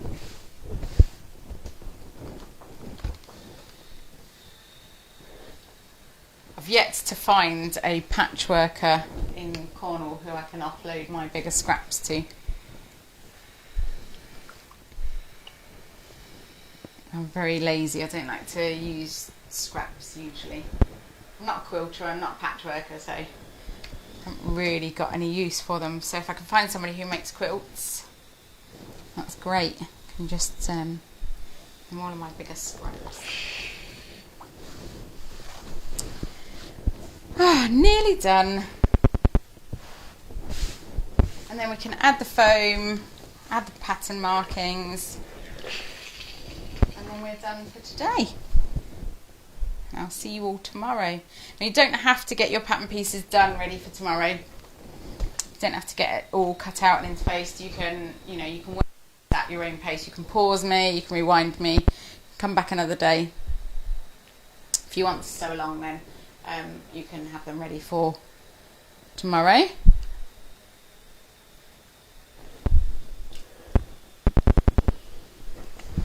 Okay, I might have scolded that one. No, it's fine. Just a shadow.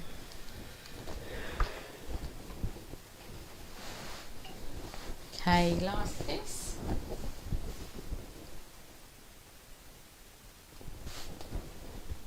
Oh look, I've got that straight edge to straight edge.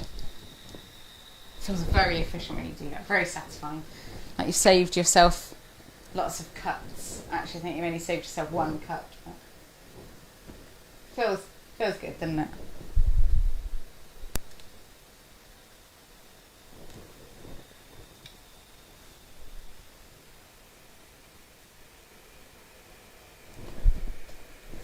Right, I think that's all interfaced, all fused. Now we get to cut out. Put my pattern pieces back in this page so that I know where I am. I need to transfer the pattern, the markings from that before we get on to the sewing.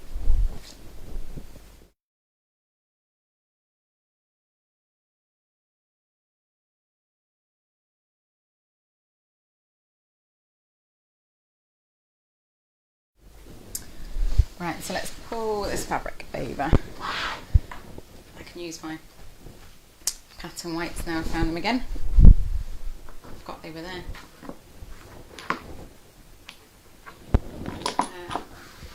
Swap over to the other camera just for a bit of variety. Check if there's any comments I need to answer.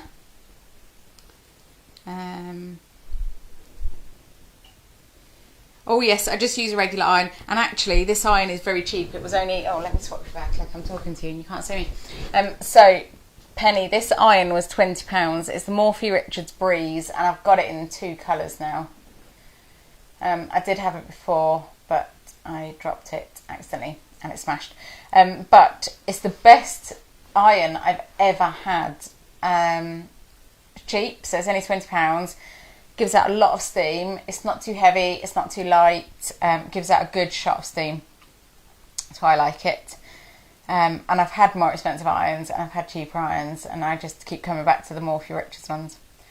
I haven't got any glue on my iron with this interfacing at all. The glue is all underneath and it doesn't seem to be coming up, even where I've caught it on the edges where I haven't done it very well. Hasn't glued my iron at all. And so that, just double check. No, nothing on there at all.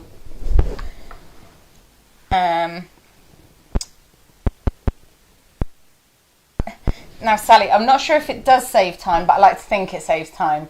And of course, if you think it saves time, then that's okay. It's a bonus, isn't it? Right, I'll swap you back to the other ruler. Where's my ruler? Ta-da! I knew you'd remember for me. So I'll start at the bottom, and because I cut this fabric myself off the bolt, it's slightly wonky, but I've lined it up on the bottom as best I can. If I'd bought it from a shop, it would probably be straight, and I could just use the bottom edge as it is.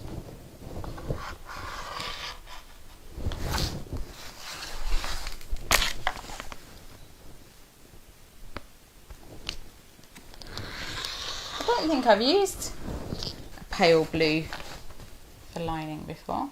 Quite like it. Reminds me of the sky here in Cornwall.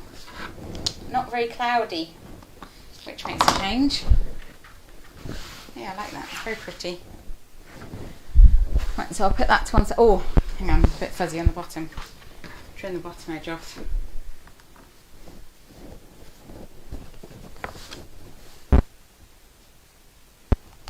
Those stray threads.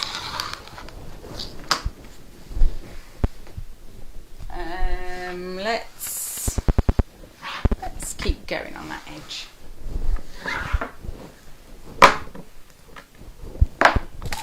Thanks, Janome, for my pattern weights. I can't remember what it was. Oh yes, I know what it was. I asked if there's such a thing as a finger guard for a little sewing machine. I was going to get Cicely, well, you know her as Elvis. I was going to get Elvis a sewing machine. Grand old age of 6. And so I asked, and the John Lewis one is apparently a Janome machine, but they'd all sold out. I'm not buy it for her, but I've got the finger guard ready. When they sent the finger guard to me, they sent me the pattern weights as well as a gift, which is really kind. Love our contacts. Actually, no, I did try and get a sewing machine for our birthday bonanza, but apparently sewing machines are really hard to get hold of at the moment anyway, because everybody's taken up sewing during lockdown, which is great. I love that. That's a brilliant thing to do. Got a friend who started an allotment during lockdown, and that's really flourishing now. Really shows the work she put into it, which is really nice. Oh dear, I've creased that. Give that a little press. I'll take the crease right out of that. I think that's when I was yanking it over the ironing board. Yeah, there we go, that's completely out. Lovely. It does press up well, this combination, this fabric and interfacing. Right. I feel like the end is in sight. I can still hear the birds. So it can't be night time quite yet, can it?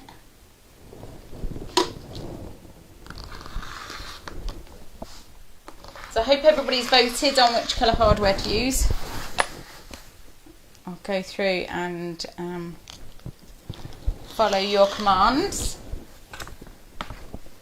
So I think we narrowed it down to silver, nickel or antique brass or copper, but I don't know if many of you were keen on the copper.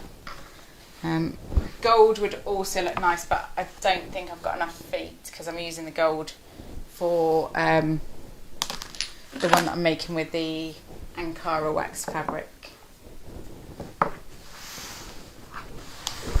And I'll need them for Friday, so Janelle's good, but I don't think she can get it to me in a day from Canada. That would be going some.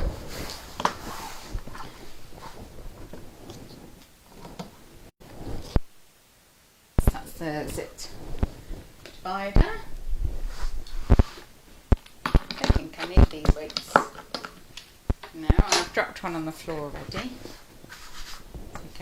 Going good. Right, now these have got these side bits. I don't know if you can see. This edge here is straight and then it goes up into an angle.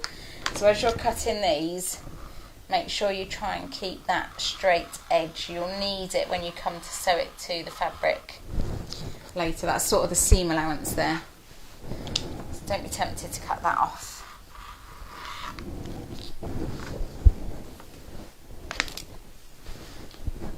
And there's a straight edge on the other side of that as well.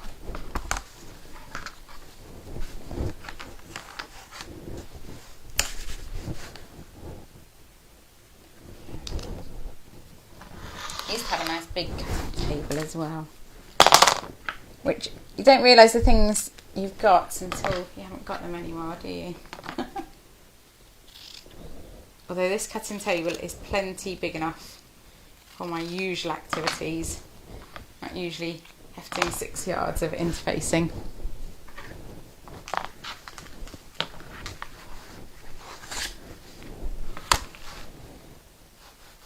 So we'll whiz down here. And I'll just cut this curve by hand. So it's a bit more accurate. So that's one half. Very pretty, this bumbleberries actually. I think they do it in all like a big range of different colours, so you can match it to your project. Like their sort of blender, I think they're called, aren't they? And use them in all different things. And I think they try and keep their palette the same across the lines, so you can mix and match from different lines. When we had our Choosing Fabrics Masterclass with Varna Elaine, she said try and choose fabrics from the same line, and then you know it's going to match. You know, the colours will be cohesive and, you know, fit together. See, I was listening. In fact, I was listening very well. And that's how I chose the red for the other version of this. It was either that or pink, and I don't have anything pink, so I went for red. Which don't normally have anything red, but I got the red for the, you know, the front section of the book.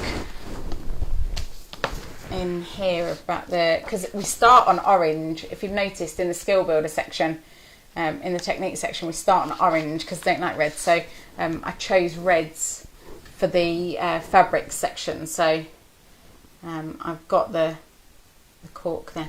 Now I've got red faux leather there, so I wonder where that went.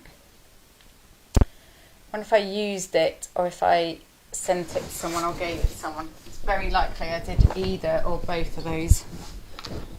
Right. Oh, whose husband did the vacuuming? Oh, Varna, that is fabulous. That's brilliant. Oh, fab. Alison, yes, they are Karen K. Buckley scissors. I bought them at Retreat. I've also got the blue ones. I'm very tempted to go and get the next size down again at the next Retreat, but they're sort of micro serrated on the edges. I've had them, must be a good 2 years, if not 3. Lynn might know the answer to that because I bought them at Retreat. And they weren't cheap, but I've had a lot of scissors and they're the best ones I've used so far.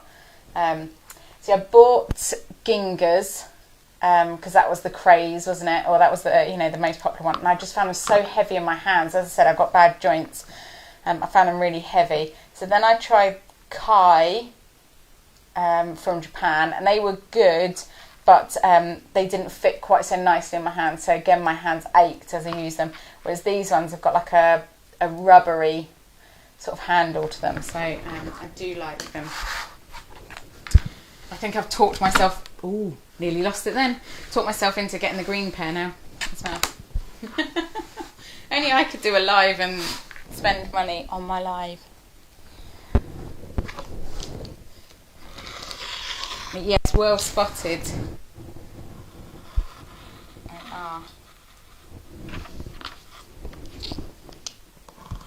Alright, I'm going to lose that bit down the front. Finish cutting these.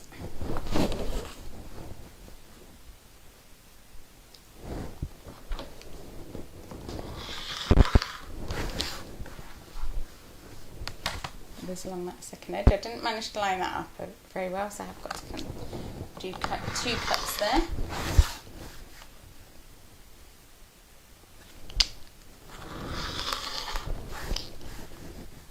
And again there.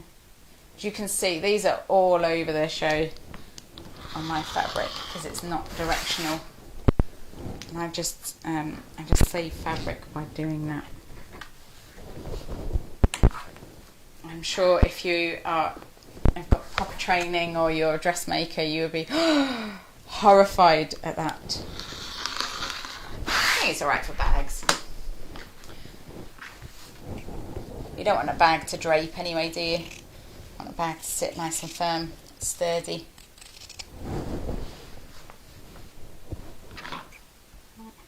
Now I've noticed the camera is flickering on this view. Keeps going off, I'm not sure why, but I'm going to switch back to the other view just so you don't see too much flickering. Appreciate your patience with this new setup. Hopefully I'll get to grips with it really quickly. Tomorrow it'll be seamless, absolutely seamless.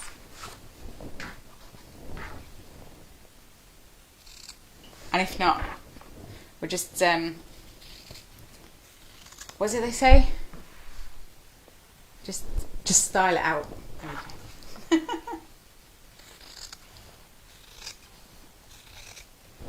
Right, so there's 4 of these end panels in the lining.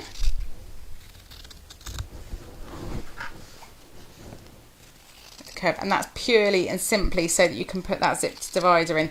If you weren't going to have the zip divider, you could cut cut these lining ones the same as the exterior ones on the fold. But then your bag would have a different shape to it because the zip divider does pull it in at the centre slightly. Wouldn't be a bad shape, it would just be slightly different. Just be slightly more classic shape of a tote. Right, so we'll just finish this one. Any chance of finding my small ruler? Oh, it's hanging on the hook where it's meant to be.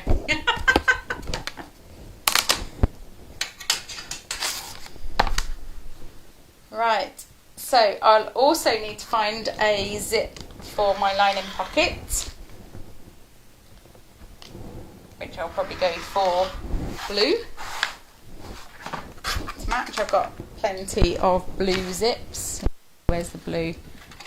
I've got green and blue on the hook, and I've got purple and blue on that hook, so I'm sure I'll find a zip to match ready for tomorrow, and I'll be able to choose my hardware. So because I'm not using the magnetic snap, the only hardware I'm going to be using tomorrow, or Friday it'll probably be now, for the exterior is the feet, 6 feet, and 4 diamond strap anchors. That's the only hardware I'm going to be using. Oh, I might use some rivets. Always got plenty of rivets in stock. And as I like to say, and if you've ever been to retreat, you'll know this, if you're ever in doubt, stick a rivet in it.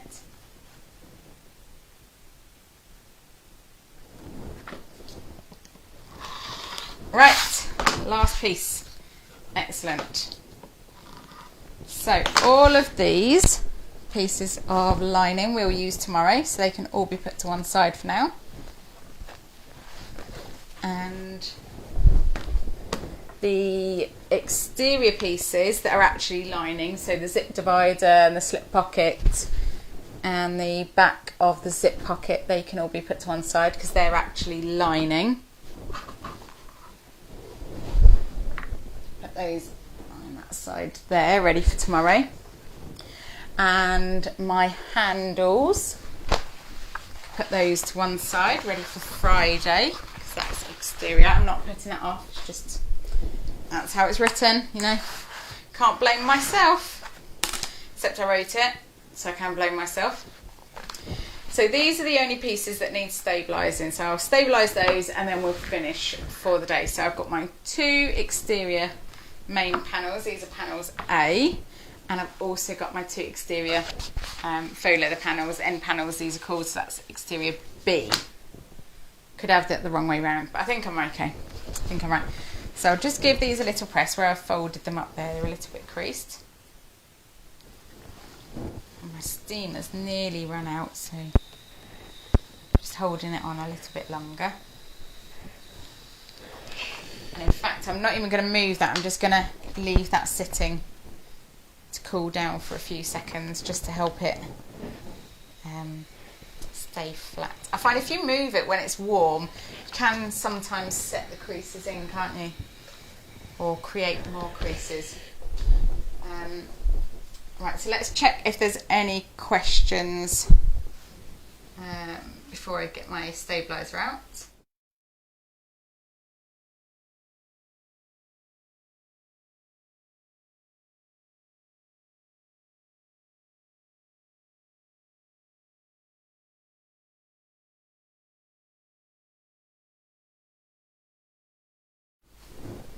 Okay. Barnett, I don't know whether they are left-handed or right-handed. They seem to be ambidextrous to me, but I don't know. So maybe someone who's left-handed could confirm. Okay, so about the masterclass. So do I recommend reading from start to finish or find a project and refer back to topics? Okay. So what I would do if I was coming to it fresh, and this is not how it was written, but it's how it's ended up.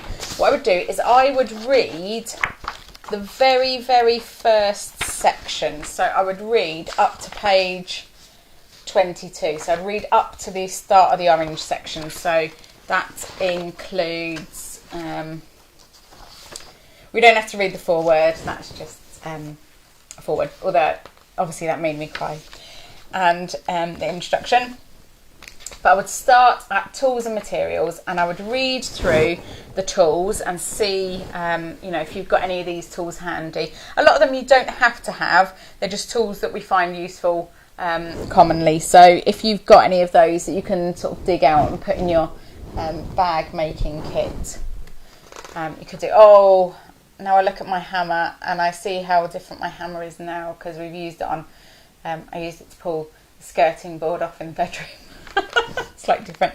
And I would read about the fabrics and interfacings and stabilisers, and about needles, machine feet, threads, bag bases, zips, and core skills. So I'd read that section from front to back, and then I'd probably just choose a project, and from that project dip into the techniques.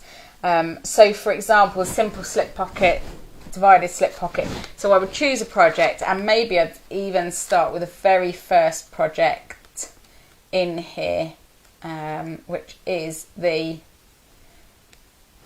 pipe toe bow. Had to check then.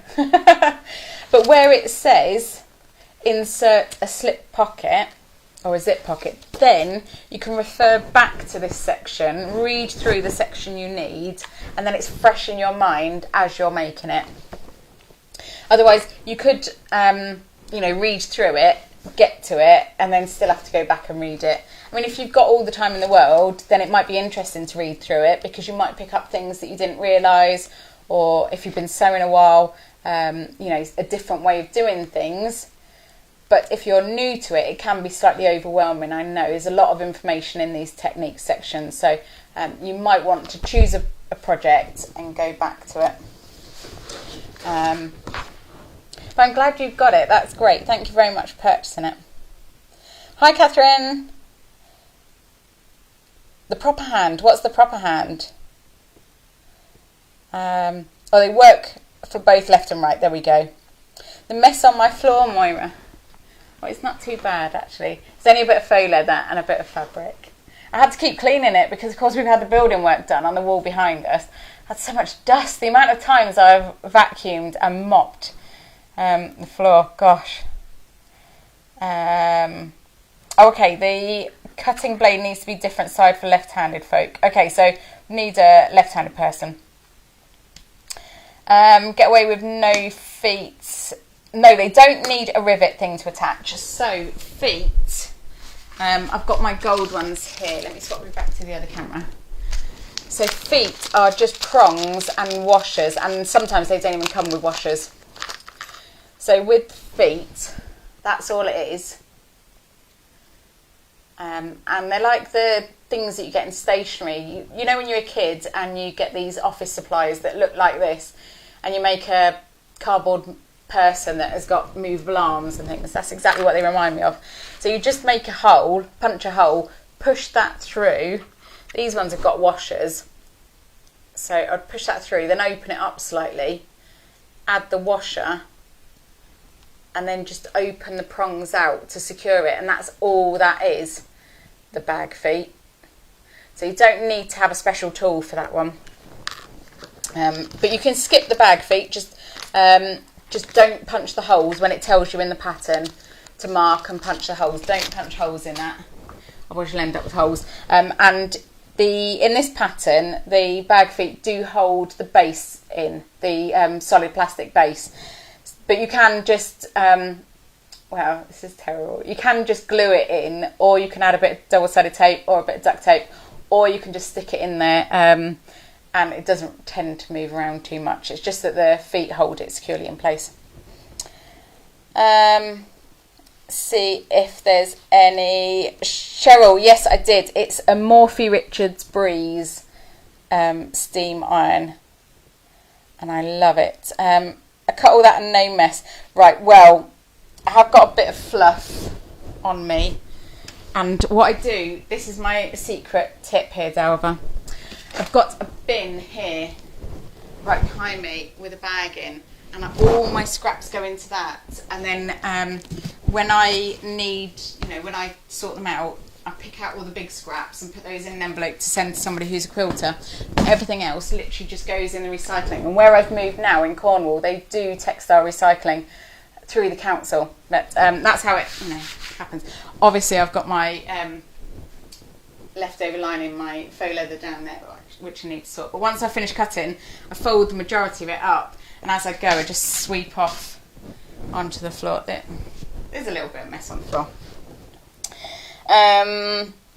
Okay, Penny, hope your meeting goes well.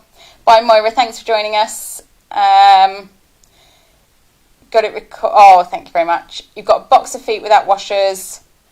Okay, so if you haven't got any washers, all that you do is use a bag base. So we'll be using a bag base in this one on Friday. So you just punch holes in your bag base and in your bag, push the foot through from underneath, through the bottom of the bag and through the bag base inside, plastic bag base inside.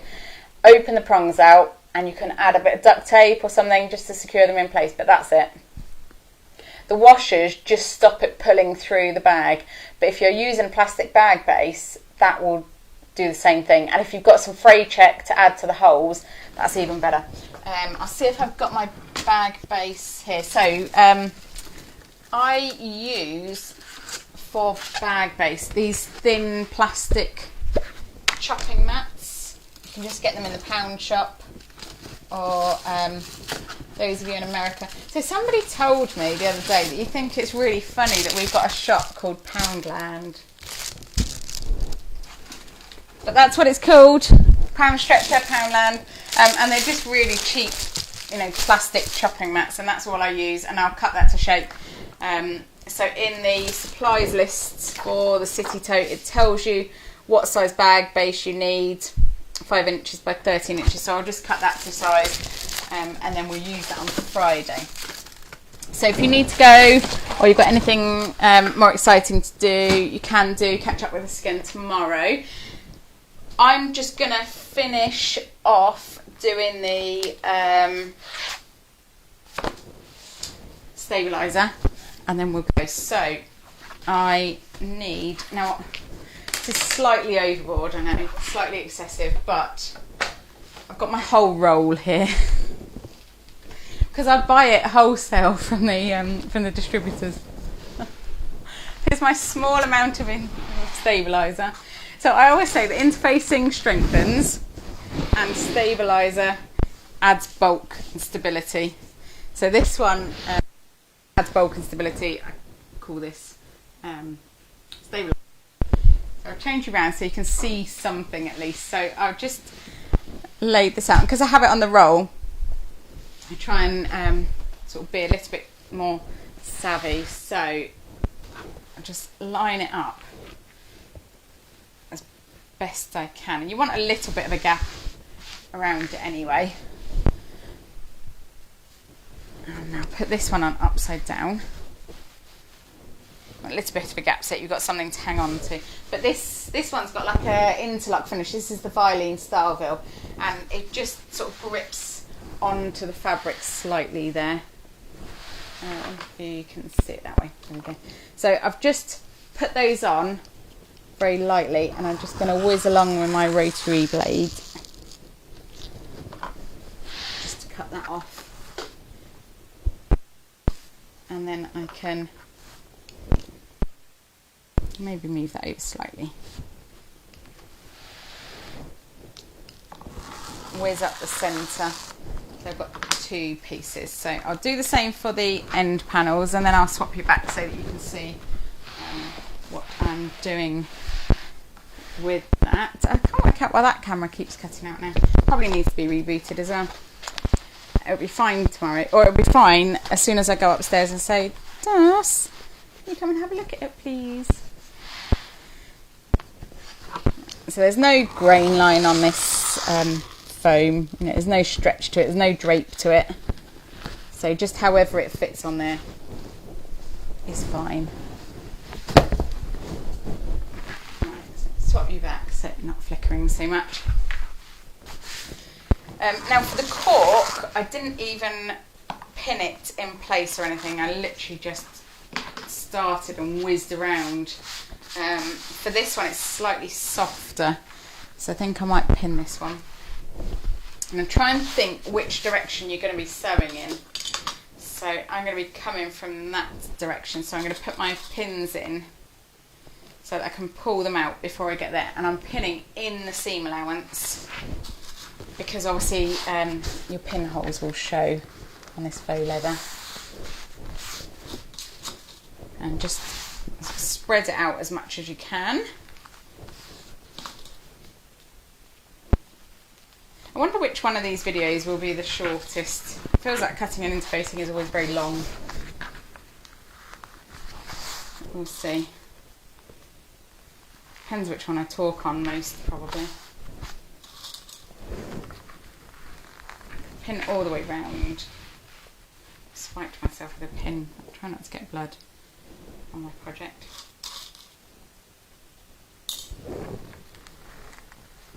Okay, so that one's ready for doing.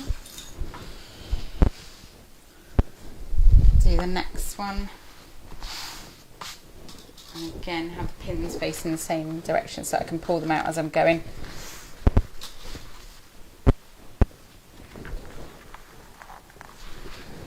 All the way round.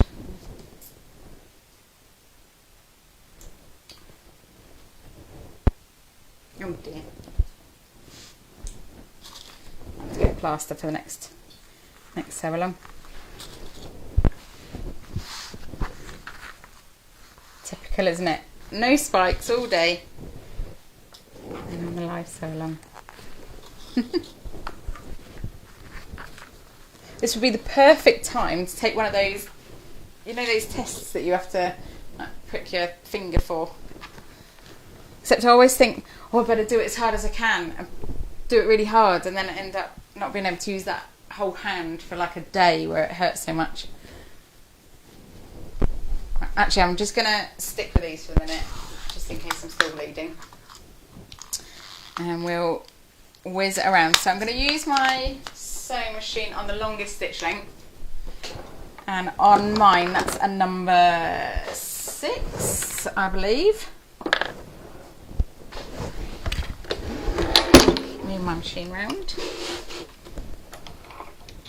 Now in theory, this other camera is perfectly positioned, but it does keep flickering, so I'll swap you over for a minute just so you can see how I'm doing it, and then I can swap you back.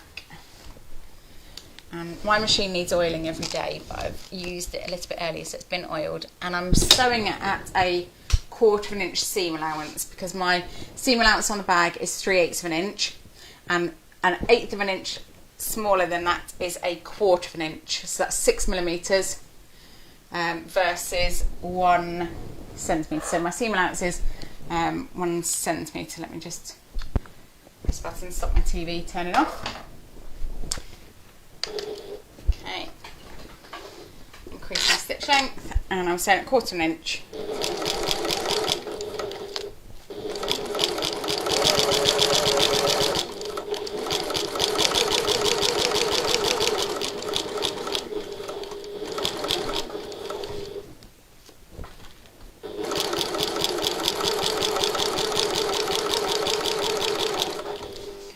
Going all the way round.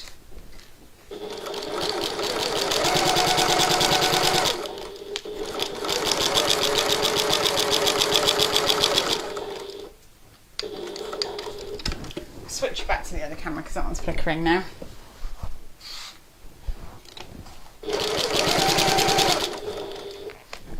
And I'm just taking out my pins as I come to them. And when you come to a corner, just stop with your needle down, lift the foot and pivot. And then you can put the foot back down and keep going.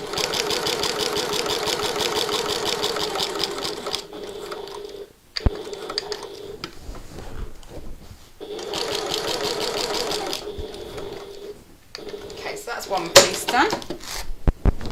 And I'll show you how I trim this. Right, so I have it right side down.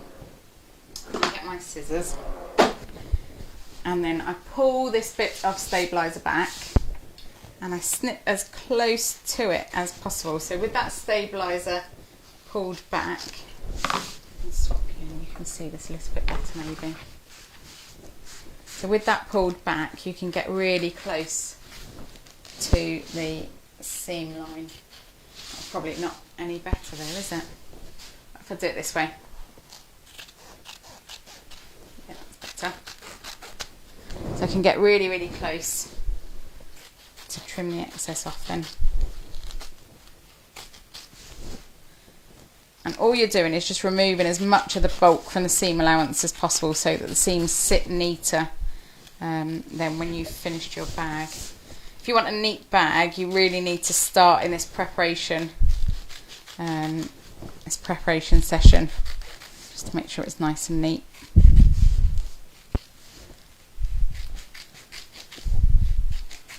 Okay, right, so I'll get the pattern piece back out for this one and I'll show you the markings for this, and then I'll log off and I'll finish the rest tomorrow during the day so that I'm ready for our sew along in the evening. I'm aware that I've been talking for a long time now. So I just lay the pattern piece on the wrong side and there's a marking here, start and end of seam. So I'm going to mark that with my pencil and that will all become clear when we sew our exterior panels together. Okay, and I need to do that on the other side as well. Now this same pattern piece has also got zipped divider placement marks on, so when we start tomorrow with our lining panels we'll go back and mark those. So I need to mark my centres.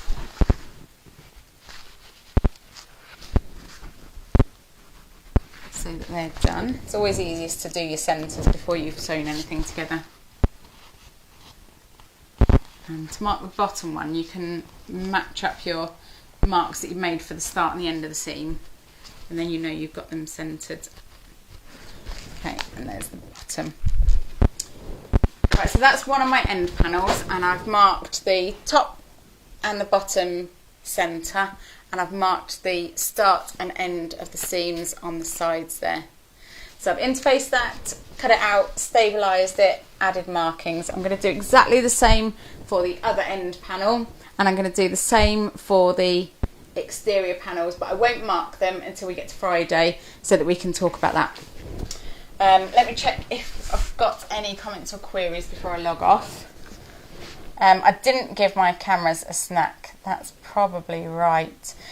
Deb, I don't think on this one you can put a zipper in because the bag is quite wide. I'll show you. So if you were to leave out the zip divider, you probably could, because then your bag could be sewn like this. Although if you're going to do a bag like that, you might want to choose something like the swoon and net, which has got a very similar shape along the top. It's got slightly different bottoms and insides, and the dimensions are different, but it has got that same sort of shape. With this one, once the lining is sewn in, the end panels here will pull in slightly. So then the bag goes from having this sort of shape to this sort of shape, and it's more of a square shape. So I'll try and get this one, the lining, sewn in tomorrow during the day, so that when you log on tomorrow you can have a look and see what I mean about that, having a zip. It does have a zipped divider in it, so if you've got something that needs to be kept secure, you can use that as well. That's fully lined inside there, so you can use that. But for the top, the pattern calls for magnetic snap. I'm not actually going to put any fastening in this one, and I'm not going to put any fastening in my sample one either, because I quite like it big and open, easy to put files in, and folders, things. Right, so let's see if anybody's got any other questions before I log off for the night. Oh, you're done cutting. Well done, Deb. Fantastic. Great. You're ahead of the game.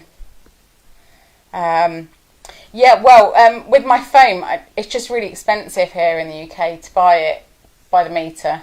And you don't actually get that much on a roll.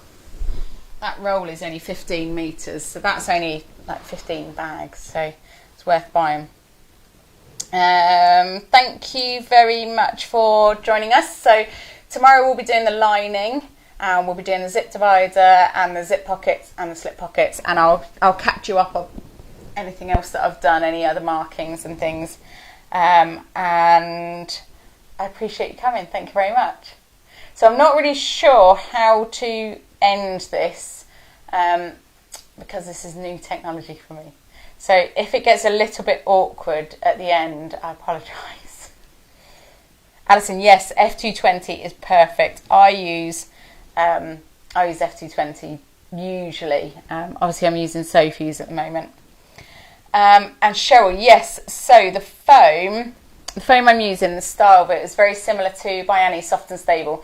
So it's a foam in the middle, and then either side is like an interlock.